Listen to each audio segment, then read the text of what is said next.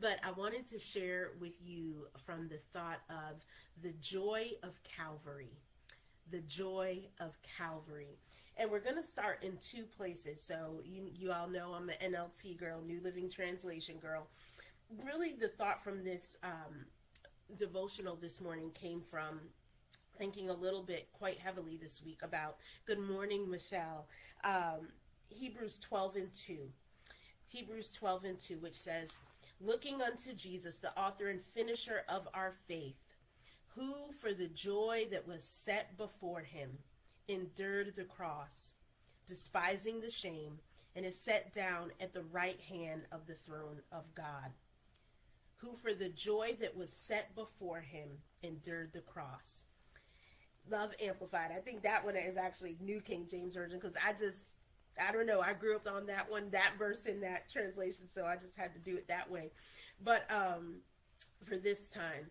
But I was just thinking more and more this week. I think we shared that verse in last week's devotional, actually. And I was just thinking more and more about that verse this week. Who for the joy that was set before him endured the cross. And I began to reflect on that and to ask myself, what was it that Christ endured? What was it that in those final moments, in those final hours, that he showed and that he modeled for us? That now all these thousands of years later, that the writers of the New Testament would say and define it as the joy that was set before him. What can we learn from those final moments and those final hours that could help us to endure and to stand steady and to stand strong for the purpose and the thing that God has called us to do? So I want to enter into this thought of the joy of Calvary and looking at that endurance. So we're actually going to spend our time today between Mark chapter 15 is where we are actually going to start. And we're going to look at start at verse 23. Well, we'll go with verse 21, actually. We'll start with verse 21, Mark chapter 15. A passerby named Simon, who was from Cyrene, was coming in from the countryside just then, and the soldiers forced him to carry Jesus' cross. Simon was the father of Alexander and Rufus. And they brought Jesus to a place called Golgotha, which means place of the skull. They offered him wine, drugged him with myrrh, but he refused it. Good morning, Dawn. I'm going to walk us through verse by verse, just for the sake of time. But as we begin to think about that idea, who for the joy that was set before him endured the cross. That word endurance, it means to stay behind, to await, to show endurance, to persevere, to bear up against something. And so as we look through this chapter, I want us to begin thinking about these ideas of what was it that he endured? What did he model? How did he show us how to endure for something greater, for something that lies ahead? Well, I believe the first thing is found right here in verse 23. They offered him wine drugged with myrrh, but he refused it. Some verses talk about the bitterness. And I think what we can learn from this verse is that the very first thing here as we are at the place of Calvary is that Jesus models for us that we do not have to receive the bitterness that the world gives, the bitterness that the world is offering. What he endured to get to the other side, he showed us that when it gets hard and when it gets painful and when it gets difficult and when there is no way out, we get to choose how we respond. We get to choose how we respond. We don't have to be full of resentment. We don't have to accept every cup that is offered to us. In a culture that is offering us so many options, money and fame and independence and self-absorption and any other way but Jesus, we get a choice in how we get to respond. We do not have to drink the cup of bitterness. We do not have to drink a cup of unforgiveness. We do not have to drink the cup of resentment. In enduring for the joy that was set before him, we get to choose how we respond. Let's look at verse 24. Then the soldiers nailed him to the cross. They divided his clothes and threw dice to decide who would get each piece. It was 9 o'clock in the morning when they crucified him. A sign announced the charge against him. It read, "The King of the Jews." It read, "The King of the Jews." As we continue thinking about this idea, enduring for the joy that is set before him, what is Jesus showing us here? I believe that he is demonstrating for us that when our faith is being mocked, when our identity as sons and as daughters is being mocked and is being ridiculed, God still makes a way for the truth to be proclaimed. Maybe that is a circumstance that you find yourself in. Maybe in your family, you're the only believer. Maybe on your job, you were the only believer. And what Jesus shows us, what his story, what his experience and his brutal death shows us in this moment is that you will be mocked. You will be ridiculed. It will be unpopular. But even in that, the truth of God will be proclaimed. He was king. He is king. He will always be king. That when culture is shifting and culture is turning against us, when we have to stand and proclaim the gospel in the middle of a people who do not believe, do not be shaken, do not be stirred. Let your identity be rock solid. He was king. He had all power. He had all authority in his hand. And yet, he endured for the joy that was set before him. Verse 27, 2 revolutionaries were crucified with him, one on his right and one on his left. Other gospels go into it a little bit deeper, and the thief on the cross where he says, when you enter into your kingdom, remember me. And Jesus responds and says, today you'll be with me in paradise. What do we think about this as we think about enduring for the joy that was set before him? Jesus is still giving us an invitation to take up our own cross and to die daily to ourselves. He is still giving us an invitation to let go of our own ways. Christ is still giving us an invitation to say that, God, your way is better. He is still giving us an invitation to lay down our rights, to lay down our history, to lay down our education, to lay down our money, to lay down our time, to lay down our talent, to lay down our life and say, God, at any cost, I choose to follow you. He is ever calling us into this work of this blood-bought transformation. As we think about what did he endure, that's what he endured. He endured because he is still giving an invitation to die to ourselves. We all have a cross to carry. We all have a cross to bear. He endured for the joy that was set before him. He is calling us still to be women who will die to ourselves, and men who will die to ourselves and endure for something greater. Look at verse 29. The people passing by shouted abuse, shaking their heads in mockery. Ha, look at you now, they yelled at him. You said you were going to destroy the temple and rebuild it in 3 days. Well, then save yourself and come down from the cross. Then the leading priests and teachers of religious law also mocked Jesus. He saved others, they scoffed, but he can't save himself. Let this Messiah, this King of Israel, come down from the cross so we can see it and believe him. Even the men who were crucified with Jesus ridiculed him.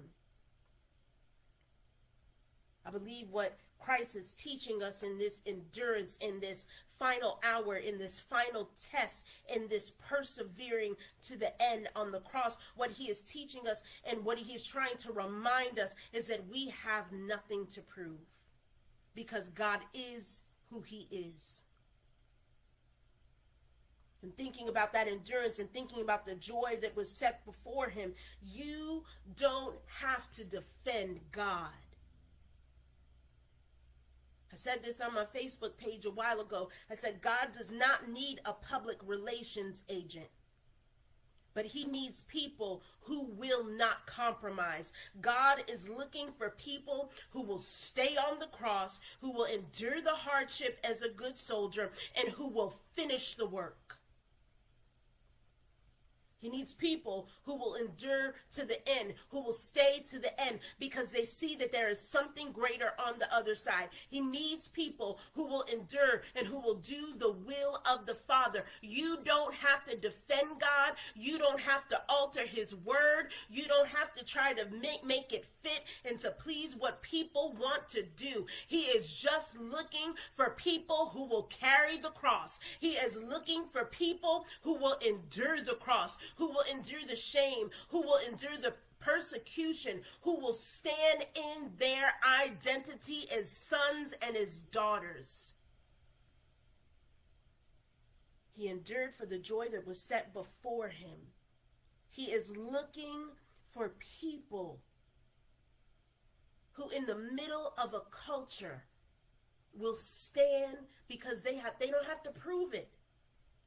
They don't have to make a mockery of God because they know who their God is. The people who know their God shall do great exploits. He endured for the joy set before him. Verse 33, at noon, darkness fell across the whole land until 3 o'clock. Then at 3 o'clock, Jesus called out with a loud voice, Eloi, Eloi, lema sabachthani, which means, my God, why have you abandoned me? Christ here, I believe he is teaching us that in the very darkest hours of life, when you think about this idea of enduring for the joy that is set before you, when you think about the joy of Calvary, right? That's the topic, the joy of Calvary. He is showing us that in the very darkest hours of life, look to the Father. I find it so ironic of what he is asking because he literally says, my God, why have you abandoned me? But in that very act of asking, Christ is acknowledging that the Father had to be near. In the very act of asking, in his darkest hour, in his darkest moment, when all hope is gone, when it feels like there is no way out, in his very act of asking, he is acknowledging that the Father had to be near. He is acknowledging that the Father had to be watching, listening, and waiting to respond to the cry of his Son. In your darkest hour, in your enduring, in your suffering, in your hardship, in your hard season, in the painful place, when it seems like all hope is lost, Christ is saying, daughter, look to the Father. It might feel like you've been abandoned. It might feel like you've been forgotten, but cry out to him, and he is near. He is a God who is near, and he answers prayer. Verse 35, some of the bystanders misunderstood and thought he was calling for the prophet Elijah. One of them ran and filled a sponge with sour wine, holding it up to him on a reed stick so he could drink it. Wait, he said, let's see whether Elijah comes to take him down. Some of the bystanders misunderstood. And thinking about this idea of Christ enduring for the joy that was set before him, not everybody's going to understand your prayer. Here he is. He had just cried out, my God, why have you abandoned me? You could maybe even misunderstood. We could dig into that a little bit. Did they misunderstand, or was it mockery? But not everybody's going to understand. Not everybody's going to appreciate your prayer. Not everybody's going to understand your faith and why you keep holding on, why you keep praying, why you keep going, why you keep persevering. Not everybody's going to understand that because they don't understand the joy that is set before you. They don't understand why you keep fasting, why you keep serving, why you keep going to church, why you keep tithing, and why you keep giving, and why you keep going, because they don't understand what lies ahead. And enduring the cross, and enduring your season, and enduring whatever it might be that God calls you to walk through, you have to remember everybody's not going to understand. Everybody is not going to be a friend. Everyone is not going to be a foe, an ally. But yet he endured for the joy that was set before him. Verse 37, then Jesus uttered another loud cry and breathed his last breath. And the curtain in the sanctuary of the temple was torn in two from top to bottom. And when the Roman officer who stood facing him saw how he had died, he exclaimed, this man truly was the Son of God. What Christ reveals to us in this final moment is that enduring the cross to the end requires complete and total surrender. Cries out and breathes his last breath. He gives up everything. He gives up his entire life for us, his breath for us, his body for us. He laid it all down. He laid it all on the line for us. And I dare say that he is still calling and looking for men and for women who will lay it all on the line in complete and total surrender, who will endure to the end. He didn't get to the last breath and say, oh, coming down now. He could have.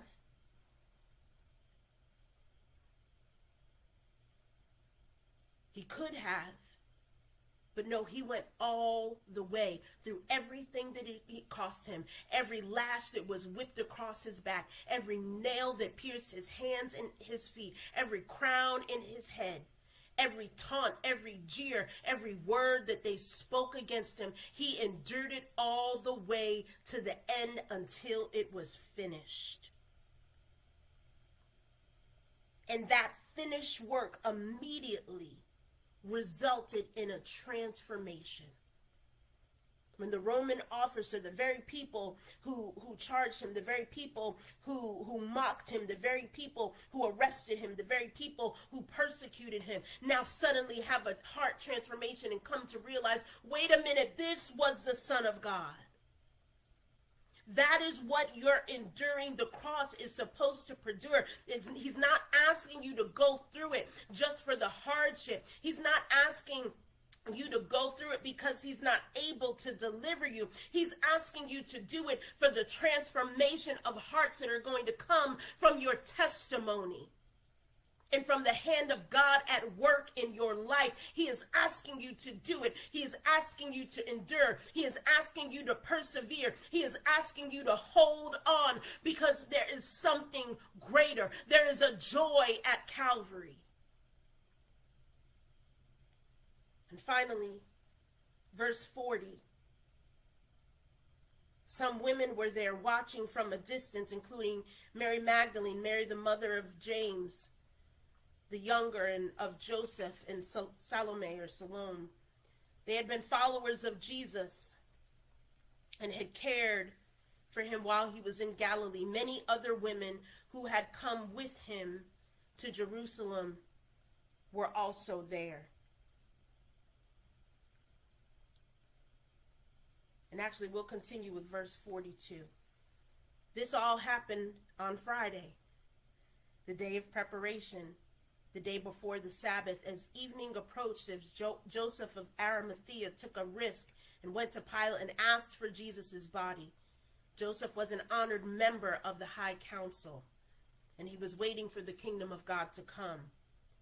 Pilate couldn't believe that Jesus was already dead, so he called for the Roman officer and asked if he had died yet. The officer confirmed that Jesus was dead. So Pilate told Joseph he could have the body. So Joseph bought a long sheet of linen cloth. Then he took Jesus' body down from the cross, wrapped it in the cloth, and laid it in a tomb that had been carved out of the rock. Then he rolled the stone in the front of the entrance. Mary Magdalene and the mother of Jesus saw where Jesus' body was laid. And this final portion of the Good Friday story, as we call it, I believe what Christ reveals and what he reminds us that enduring the cross for the joy that was set before him, that we too must remember that there are going to be faithful and loving witnesses who are going to have to watch your crucifixion and watch your burial, and there's nothing they can do about it. That sometimes in life, people will have to watch your hardest season from a distance, knowing that the plan of God is unfolding. They will have to sit and watch, knowing and trusting that the hand of God is good, that God will do what he said he's going to do. What Jesus is showing us is that sometimes people will have to watch our season, and they will have to watch the thing that we're going to have to bury. They will watch the thing that we're going to have to go through. And sometimes we will have to be the watcher who is watching someone else's season. We all will go through these cycles and through these ebbs and flows if we are followers of Christ. We sometimes will have to go through those moments where we realize people have not abandoned us, but they are weeping and they are aching for what you are going through. But at the same time, they also know the perfect ways of the Holy One, and they would not dare intervene. They would not dare stop his righteous hand. They would not stop his good work. They could have run to the cross and said, no, no, no. They could have tried to stop it. They could have spoken up. But no, they knew that the plan of God was at work, that there was a joy that was set before him. They knew that there was something greater. And so sometimes we have to stand back and let God do his work. We have to stand back and endure to the end. We have to stand back and watch people endure to the end. We have to stand back and sometimes endure to the end being watched. Because there is something greater. Because a greater work is at stake. A greater purpose is at stake. The joy that was set before him. What was the joy? We were the joy. You and I, our redemption, our freedom, our salvation, the forgiveness of sins, the righteousness that he worked in us, that was the joy of Calvary. The joy was knowing that Christ had done the will of the Father, that he had paid the ultimate price to restore, to forgive, and to make us righteous. The joy of Calvary was that his death made a way for us back to the Father. So this Good Friday, I believe we must remember that Christ showed us don't take what the world is offering. Don't become bitter. Don't be resentful. I believe he reminds us, be rock solid in your identity as a daughter, as a son. He reminds us, die daily. Take up your cross and die. He reminds us, you don't have to prove who God is. He is God, and he is God alone. He reminds us to look to the Father in our darkest hour, in our darkest season, where the world is shifting and culture is shifting and it's growing darker and darker. Look to the Father. Keep praying. Live surrendered. And finally, he reminds us People might have to watch your crucifixion. They might have to watch your burial, but here's the joy. They get to watch your resurrection too. They get to see your resurrection. They get to see you come to life. And I proclaim into your life and into your hearing today that there will be witnesses, not to just what you went through, but to how you overcame. There will be testimonies that will speak to what God has done in your life. There will be witnesses who will proclaim and say, look what the Lord has done. But it starts with enduring to the end. Enduring for the joy that lies ahead. I pray that you've been blessed and that you've been encouraged. And that this Good Friday, that you remember that we have an example, that Jesus gave us the way to go through. He gave us the way to live, because there is something greater. There is a greater joy on the other side.